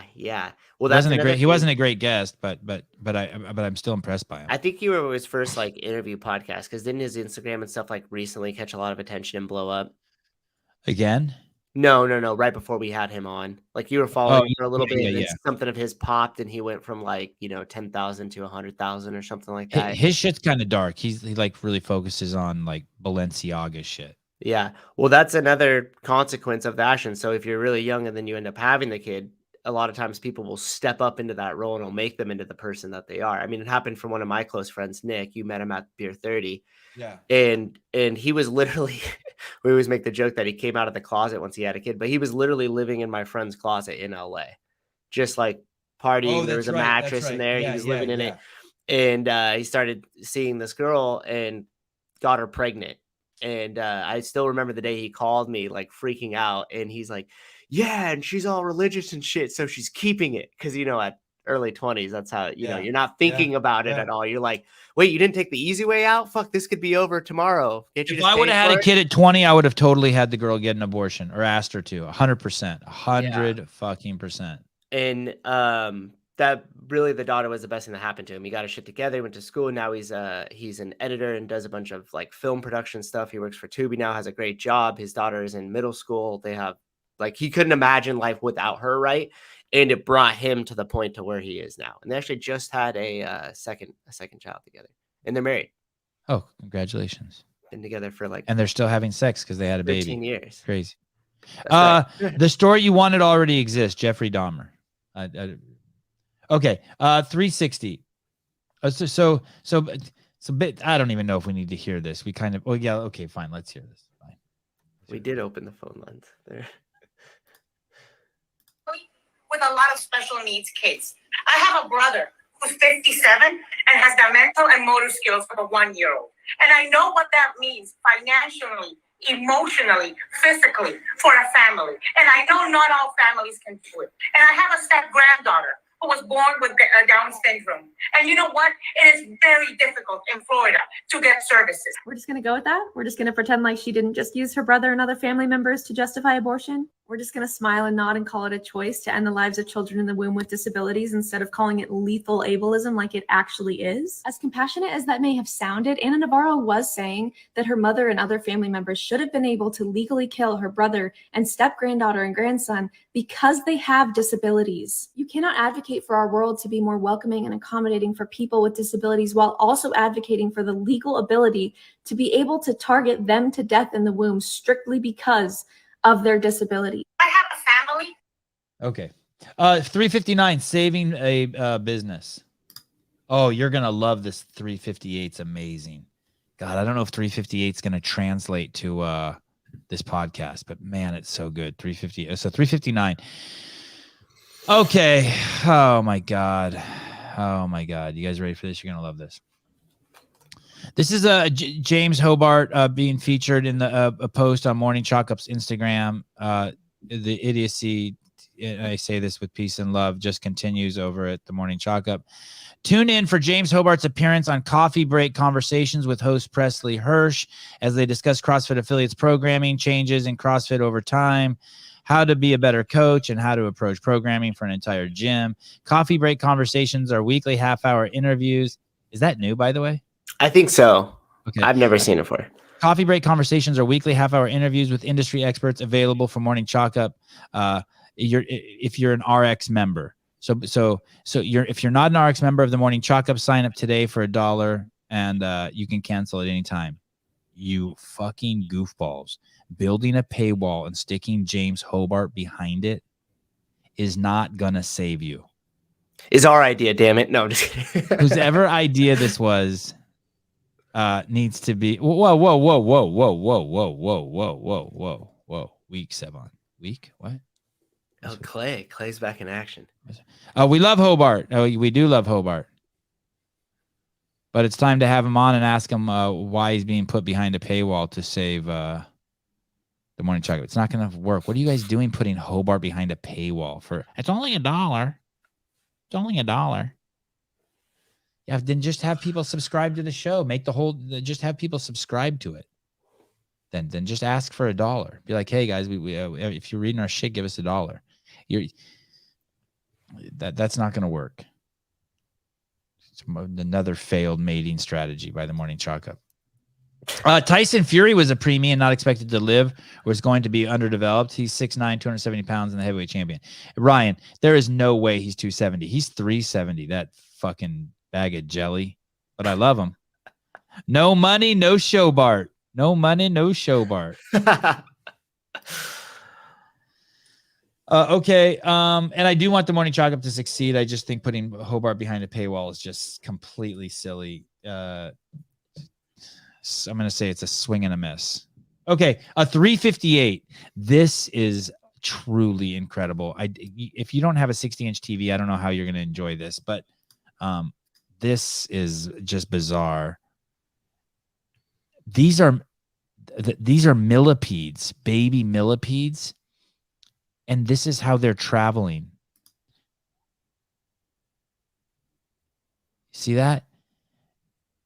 And the scientists are speculating they're traveling like that for safety, but they're just like all staying on top of each other and just moving forward. It is a heap of millipedes. Isn't that incredible? If I saw that on the side of the road, I'd think I died and went to heaven. Yeah, you're really into insects though. So I would be so. I mean, I've seen some incredible insect shit live, but that is. I have not seen that. I've come across a ladybug like breeding ground once, which was absolutely actually 2 or 3 times in my life I've come across ladybug breeding. No, that's not gross. Those are millipedes. They're not like slimy worms. Those are millipedes. They're so neat. They're so intricate. They have so many little cute little legs. Yeah, Bird would love that, right? That's what I kept thinking too. I just kept thinking like something would. Yeah, it is like Antifa. That's funny. I was gonna make. Oh, Heidi, I would shoot that. My goodness. Oh my goodness. They would just move around the bullet. They would like scurry out, then come back together. Maybe that's the swallowing sound you heard. It's those things just climbing over each other. Yeah, Ken Walters, God's work. I know it is. I guess you're right. It's just brilliant, just how they're moving like that. So they appear like a larger animal. Yeah. That's how woke society moving across social media. I don't know if I'd eat a millipede. I would eat a millipede before I licked a butthole. I'd eat a handful of those fuckers before I'd looked at a butthole. That's the ultimate comparison. Yes. So those were juvenile millipedes just moving across. Okay. 357. You won. That's correct. You won. That's I can't tell if this Sorry. I can't tell. It's okay. This one it's a little slow. If we miss the beginning, it's okay. I can't tell if this guy's being serious or not or what, but I thought it was quite apropos. Are we going all 22 no, maybe we'll go 1 minute. Okay, you let me know. I'm going to play it now. Okay. Completely. Right. Having said as clearly as possible that the anti-vax people seem to be the winners, I want you to hear that clearly. The anti-vax people appear to be the winners. The anti-vaxxers clearly are the winners at this point, and I think it'll probably stay that way. And I don't want to put any shade on that whatsoever. They came out the best. They have the winning position. The unvaccinated have a current advantage because they feel better. The thing they're not worrying about is what I have to worry about, which is, I wonder if that vaccination 5 years from now, because really the anti-vaxxers, I think, were really just distrustful of big companies and big government. That's never wrong. It's never wrong to distrust government. It's never wrong to distrust big companies, right? So if you just took the position, let's just distrust everything the government did, well, you won. You won. You won completely. I did not end up in the right place. Agree? You would all agree with that, right? So yeah. So what he's basically saying is that all I have to worry about now is like the normal shit I ever had to worry about. Like, am I going to get sick? Which I didn't worry about, but let's say I did. Am I going to get sick? Do I have to worry about getting COVID? How much vitamin C should I take? Should I not eat this ice cream? It's going to hurt my immune system and I'm going to like not be able to fight off the winter's cold. But the people who did take the injection, I don't know if it's true because I don't know how many of them have been red pilled, but if you did take the injection and you are red pilled, then I feel bad for you because that is going to be a thought that's going to be running through your brain maybe for a long time. It affects us that aren't vaccinated too. I mean, because of worrying about our loved ones. That's right. Yeah. And so it's like, yeah, in that, I don't know if it's we won, but it's like, you don't want to win that war. Yeah. Yeah. And you know, the truth is too, is I hope I'm wrong. I hope that the vaccine is like, is actually is great. And I really do hope that from the bottom of my heart, to strike me down dead if I'm lying, because if I'm wrong, it's okay. Everyone wins, and that's dope. If I'm right, then that's bad. Then I guess to put it more like how Sousa said, in the more realistic sense, is we all lose. Yeah. And I think it was positioned as like a war or right or wrong by the individuals who were forcing it. upon everybody else, because I was never in the camp of telling anybody what they should do. I was just in the camp of let me do what I'm going to do and don't worry about it. Yeah. Yeah. So I never wanted there to be a this or that or right or wrong, or we won or we lost in the first place. That was thrusted upon us by the corporate media and all the talking heads demonizing individuals that wanted autonomy over that particular issue when it comes to their body and not over other issues when it comes to their bodies. Right. Whole thing. I just saw Kamala Harris talking about liberty, and I wanted to fucking run my head into a brick wall. She's fucking insane. It's not all black and white. I got vaxxed and boosted, and I've had some weird effects from it. Blood clots. Oh, fuck. That would scare the shit out of me. Trouble breathing and lower lactate threshold. What's that mean? Lactate threshold. What's that? Like, I'm assuming it means like fatigue happening in workouts like quicker and stuff, and the inability to flush it and recover it. I don't know. We'll have to ask him to clarify. But I've also experienced a lot of members and people that had the same thing. Yeah, the ability to push past fatigue. Yeah, yeah. Sousa throwing words. Mason Mitchell. Is that a good thing or a bad thing? Just as long as none of them hit me. Okay.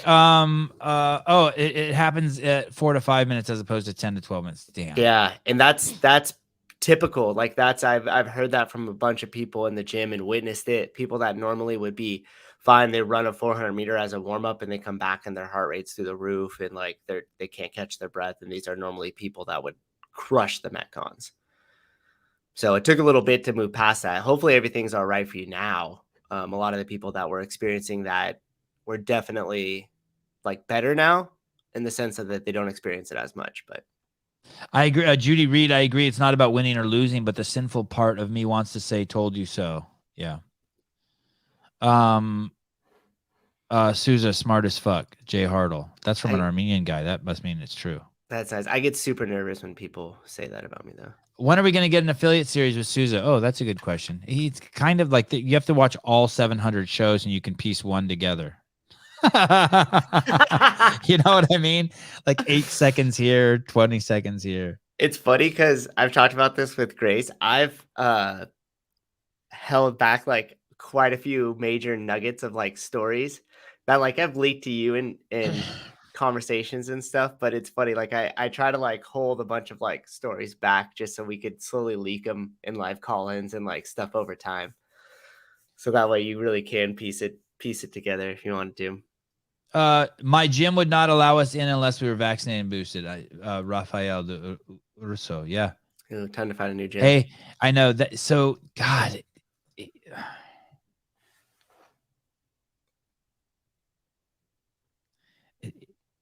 at that point, it's not even a CrossFit gym. There are some things that make us a CrossFit gym.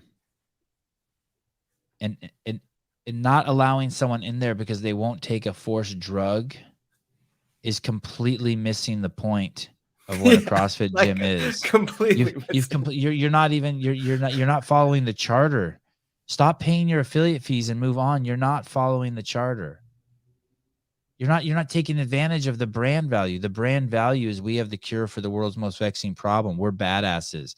We eat right and move right, and we can fight off anything. Oh, this is an interesting bit. Sickle cell anemia didn't help. Yeah, that injection only gets more complicated with the more shit you got going on, right? Mm-hmm. Okay, 356. I did heavy deads yesterday. I told one of my friends. I told one of our friends I did heavy deads, and I should have never said it because you know what their first question to me was? How heavy's heavy? Yeah, I knew. Why? Why? Why can't you just be like, oh, cool, Sevi, getting strong? Why? You asshole. 356. But I got some like weird, like not an injury or not, like, you know, like, I don't know if it's fascia, but you know, when you get like something like that's just kind of like stuck, it has to like work itself out. Mm-hmm.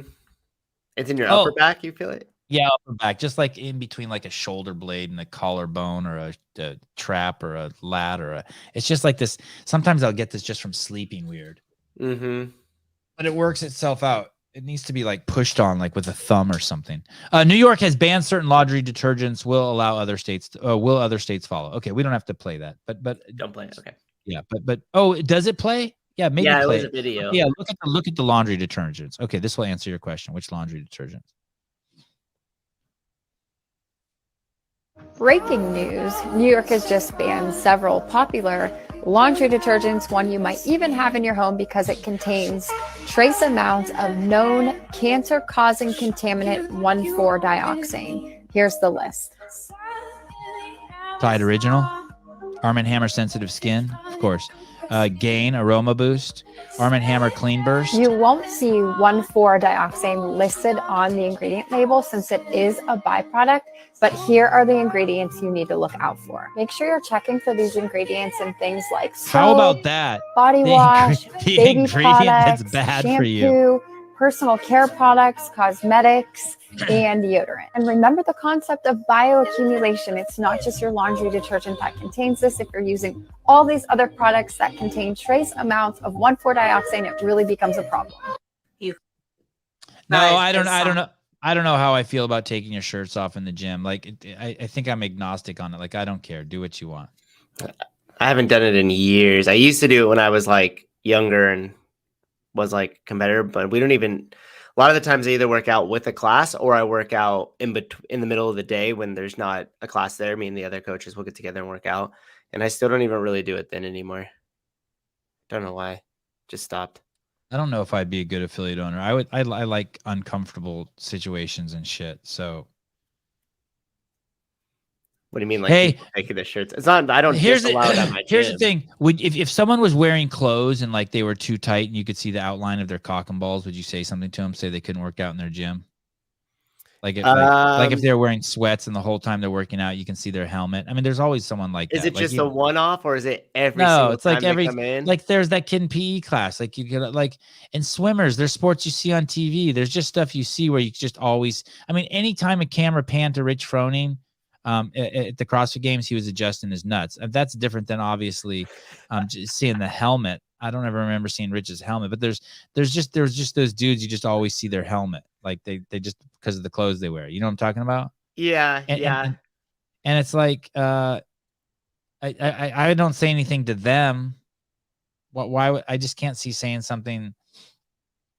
I mean, here's the deal. You, as the affiliate owner, you are the like protector of your culture and your community. Yeah. So you have to decide as the owner, like what you're gonna deem acceptable or not and set the standard. And then you have to just uphold the standard regardless of what ends up happening. Because if you don't have any standard or anything you go by, then people are gonna notice that your culture kind of get ran over a little bit.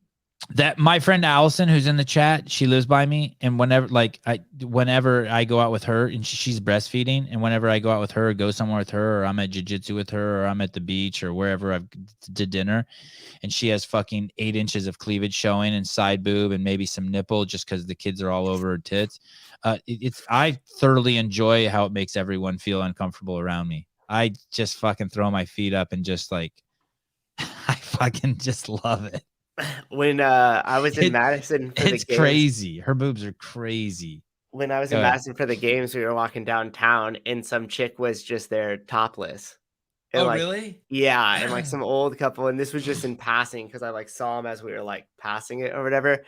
And some old couple was like, "You can't be out here doing that. That's illegal." And she was like knew the law and was like, "Well, no, it's not." You know, blah blah blah. And kind of, she's like, "Well, I don't like it." She's like, "Well, I'm sorry you feel that way." And kind of like moved on.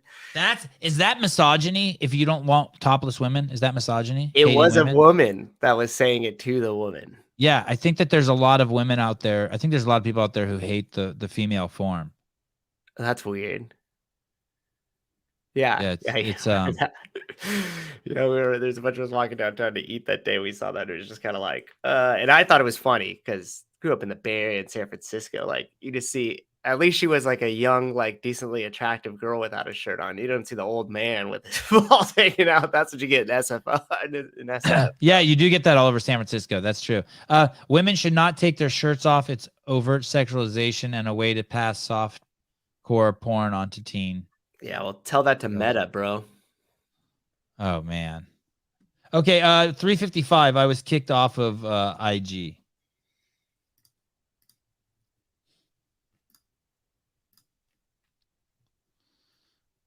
Oh, I should go. So I'm driving to Tahoe today. This is nuts. This is nuts. I don't know why I never saw this before. There's probably so much of this out here. This is Mark Zuckerberg telling people not to take the vaccine on his own fucking platform in 2021. This is what I was kicked off. I don't even know if I told people. I don't remember what I said, but I was kicked off of Instagram for saying less than this. That's for sure. Okay, action. The long-term side effects of basically modifying people's DNA and RNA. Last week, Facebook says it would remove any content that, quote, claims the COVID-19 vaccine changes people's DNA. We just got a new leaked tape from Zuckerberg himself violating his own code of conduct. I share some caution on this because we just don't know the long-term side effects of basically modifying people's DNA and RNA. Basically, the vaccine is modifying people's DNA. But then Zuckerberg on November 30th in a public live stream Q&A appears to somewhat change his tune. And my understanding is that these vaccines do not modify your DNA or RNA. No. Isn't it interesting that as soon as he's made up his mind or appears to have made up his mind on the topic, he disallows the almost 3 billion Facebook users to do the same. Rules for thee, but not for me. Just don't know the long-term. Zuckerberg doesn't control Facebook just like Dorsey didn't control Twitter. Are you telling me that Mark Zuckerberg, if he was my friend, couldn't get my Instagram account back? I call bullshit. I bet he can. We're going there. We're going to Meta. The quickest way to modify your DNA RNA is to damage it with alcohol or improve it with CrossFit. Okay. Okay, so I was kicked off of Instagram for saying stuff like that, and I don't expect an apology. It's fine. 354. I just wait. I don't even want my account back. Can you just give me my blue check mark back on my new account? Yeah, but we gotta at least break 10 grand on that. Have you broken 10 grand on your new account? No, no. Brian Friend has more Instagram followers than I do. Can we combine ours? If we combine, any time I think my life is good, I just remind myself that Brian Friend has more followers than me, and that I just brings me back down to reality. 354. God, Chicago needs to get rid of its mayor so bad. Oh, she looks like a capable, fit individual. Look at that photo. Well, I do like this about her. I do like it that she doesn't at least she just comes out as herself. Like that's who she is, and I just like her. This guy Zeke Arkham was on the podcast, by the way. It wasn't. He's a great guy. I didn't do him justice, but this fucking mayor, she's telling people to stop using oh, there we go, Mason. There we go. God.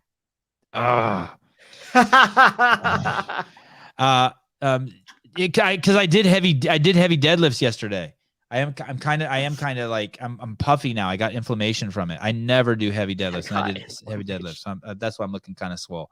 Like that workout inflammation. This lady, at least she doesn't like try to dress up and be all fancy. Like she just does herself, which is she looks like something from Men in Black, right? Like it's some weird shit. But anyway, Lori Lightfoot. Okay, here we go. How can you stop people from taking cash? Hey, we already talked about this, but here we go. To stop using cash if they don't want to keep getting mugged. What's up, everybody? Zeke here. So Lori Lightfoot, as you can see, is blaming Chicago residents for having cash. She's basically saying, don't carry cash on you. And if you get robbed, it's your fault because you had cash on you. So, Lori, I'm going to help you out. I'm going to do this for free because I'm a charitable kind of guy like that. This is a crazy idea, but I think it'll work. Just give it a shot. How about you empower the cops to actually do their jobs?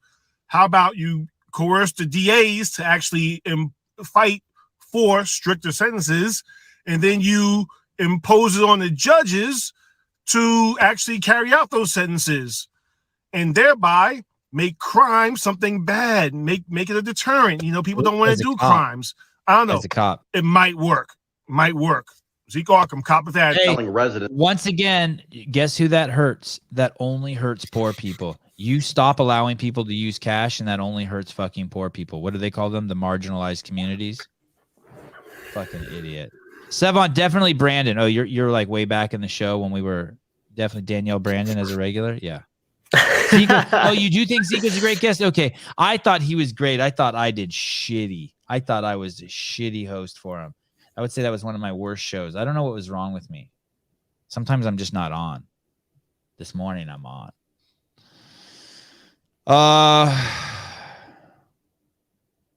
Okay. 3:53 dads. What do you think about three more minutes? Sure. Of the show. Okay. And then I got to finish packing and head over to my homeboy's house. Mm-hmm.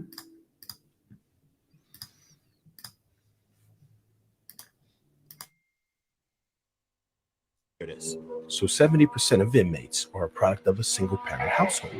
What they don't tell you is that single fathers produce similar statistics of those of homes with two parents, while single mothers don't. So the key to keep your children out of prison is the father, but mothers are awarded custody 90% of the time. Women are incentivized to leave a marriage, and prisons profit $74 billion a year. Am I thinking too much, or is there some sort of plan here? You got to be a dad, be a dad, be a dad, be a dad. I mean, you don't have to be a dad, but if you have kids, be a dad. Just be a dad. Just be a dad. Just be a dad. Why? It was good. Okay, cool. Yeah, sometimes I don't know. You know what's funny? Susan sometimes will be like, "Oh my God, you really hit it off with that guest," and I go, "I hated them." So I don't know. So I don't. Maybe I'll take your word for it. I take your word for it. 352 dress code. If you have kids, be a dad. If you don't have kids, don't be a dad. But if you have kids, be a dad. Don't be a dad, be a father. Fine, good. Maybe I'll take it. Call me a boomer, but I don't think the casualization of our dress code is good for society. Not saying back to suits and dresses to the grocery store, but damn, lazy appearance leads to lazy attitude, lazy behavior. It's human nature. Pretty soon, nobody will get haircuts or shave. The irony here, right? Because on one hand, I'm saying just go on natural. Like if you're fucking black chick, let that fro fucking go. And if you're a white chick, stop covering your entire fucking face with Avon products so you look like a mannequin. Whatever, you know. I guess it has nothing to do with ethnicity or race, but you guys are, it's just too much. It's just, you're spending an hour getting ready, your piercings, your tattoos, all your hair. Like, we still have to fuck you and look at you in the morning. Like, why can't you just like see what we're going to get right now? And you know what? Fuck guys who can't appreciate your for who you are. Now, I get it. You want to wear a little eyeliner. You want to fucking put a push-up bra on for a night out, or you know, some tools on exception to seduce or to up your game. But all this work. That being said,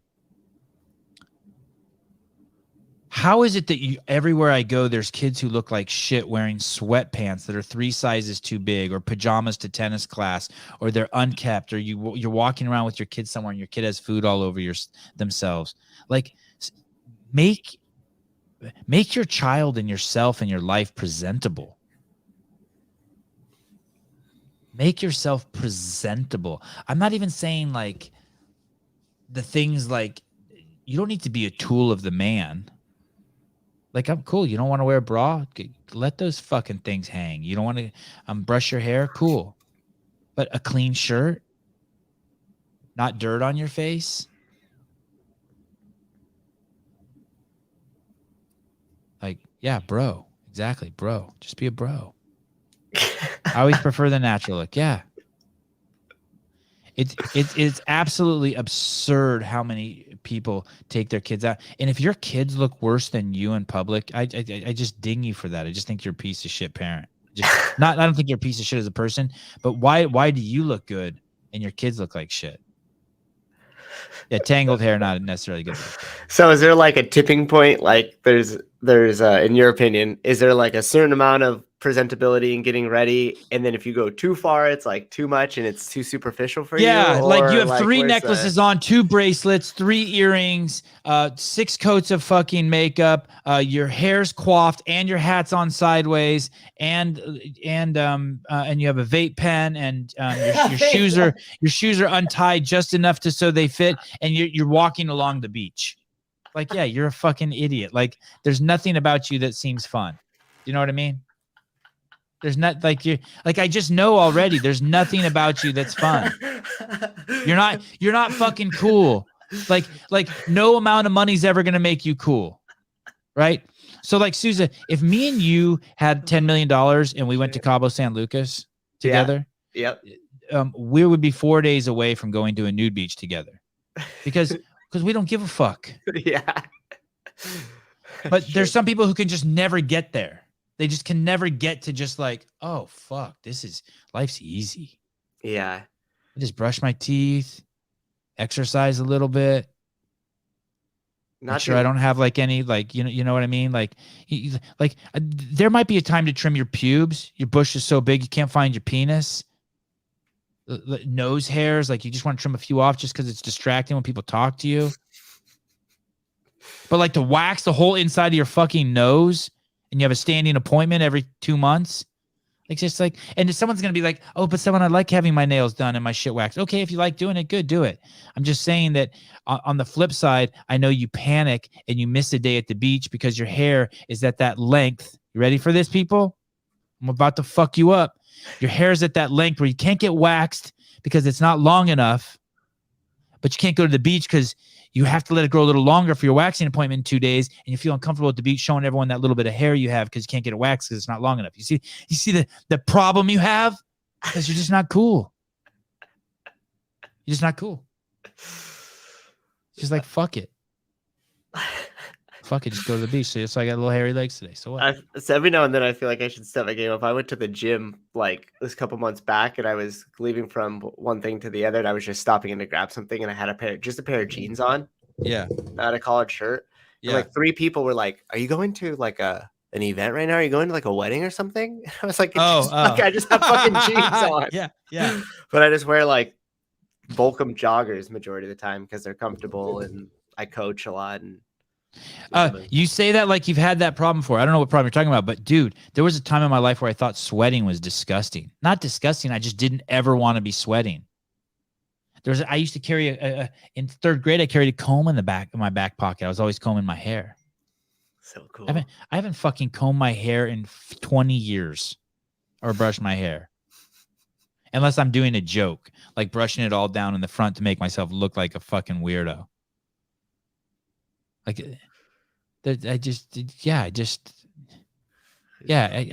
have some shortcomings. I wash my asshole and my cock and balls with soap. I'm not totally free. I cut my toenails. There's some things I do. Cut my fingernails. I don't like if I see nose hairs hanging out, I start pulling them out. You pull your nose hairs out with your fingers? Me? Yeah. Yeah, they don't get like super long like that, but I have.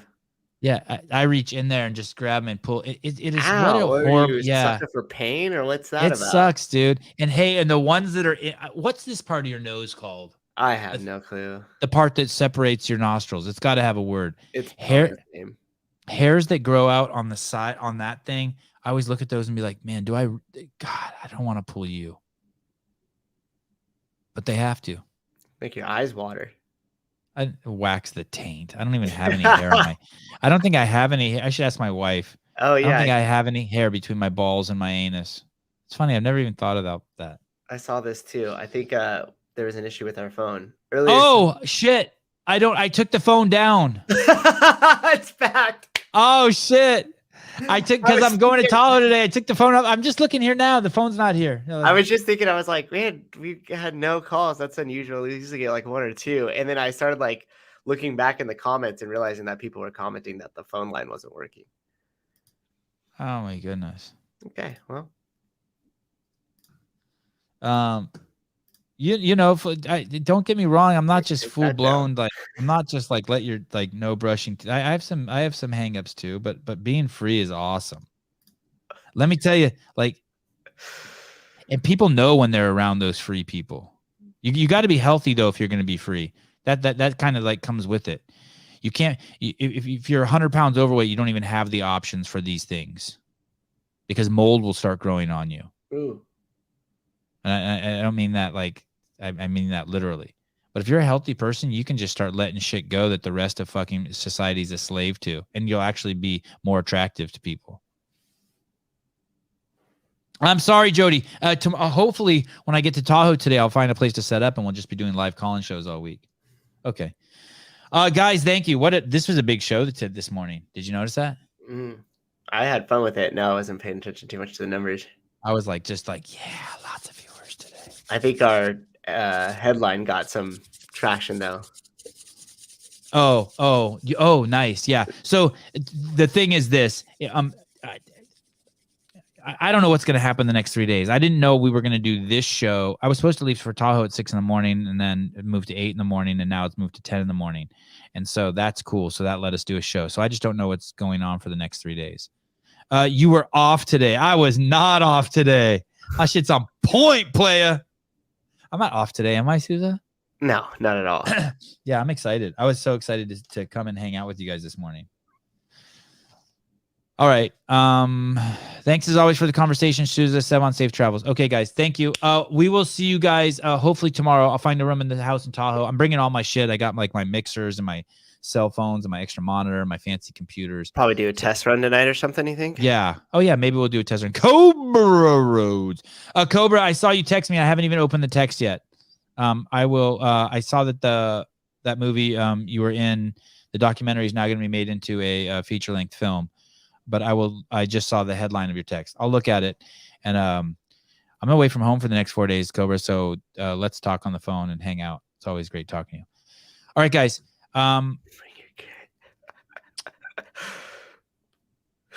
Sevan drops off. Souza takes over. Someone wrote in the comments. You know, it's funny you say that. Someone wrote in the comments.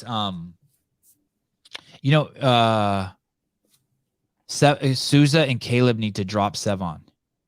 Nobody wants that. I was like, ouch. Nobody wants that. All right. Bye-bye.